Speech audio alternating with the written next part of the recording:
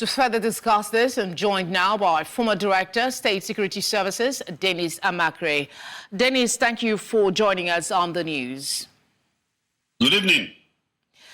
Now, the figures in just 24 months, this does not even include armed robbery and other crimes. How should Nigerians view this? Thank you for this question.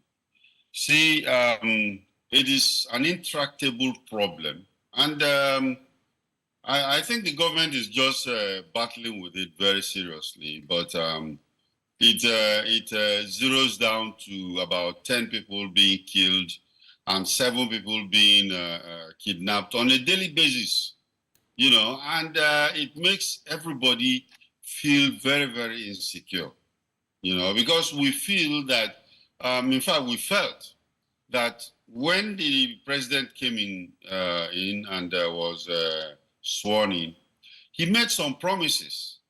And those promises were supposed to take care of this security problem. But apparently, they were not well pursued, and we're still in it at this time. The report says that these deaths basically reduce the citizens' rights to life and dignity as guaranteed under the Constitution as amended to mere inscriptions. Those some argue it is early days yet. But from your assessment of what's being done with security, how committed is this administration to protecting the lives of the people? When the president came in, he said that he was going to, you know, do certain things. In fact, he said that security is going to be the main focus of his administration. You know, and I was actually personally happy that at least somebody wants to look at security for a change. You know, and what happened? There were a lot of promises about restructuring the security sector, retraining, especially the police, you know, balkanizing it and into state police and stuff like that.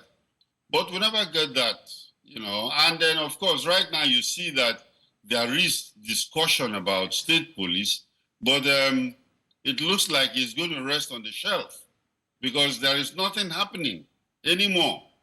And if the security of the citizens of this country is #1 priority, then I think we should face those security issues instead of facing other things like building roads from Lagos to Calabar or you know, buying SUVs for people, because this is a very hot situation and it needs hot answers right now in the country.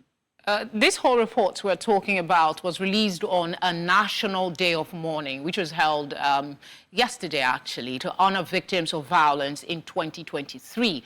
Some 9,000 people died in that year alone as a result of violence in this country. How significant is this remembrance in putting, or rather pushing the government into taking more proactive measures in ensuring security?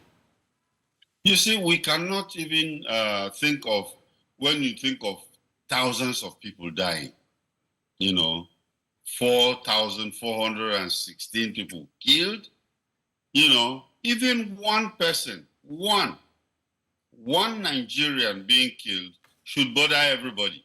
It should bother us.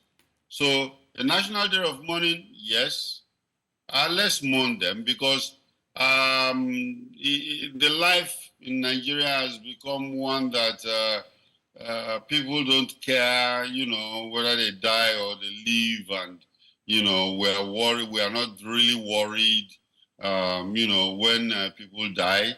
Remember what happened at Okwama? Some military men were killed.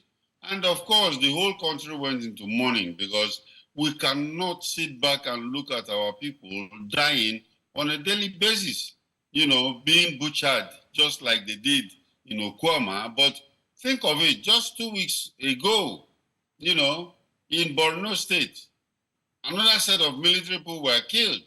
And of course, so you basically expect a lot more from this administration in terms of security compared to what they've done in the past 1 year. Well, you see, 1 year is too short to evaluate, you know, because there's a lot of things to talk about. There are a lot of things to do. But, you know, 1 year, at least they should put a solid foundation in solving the security problem. Dennis, thank you for speaking with us as always. We appreciate your time. Thank you for having me.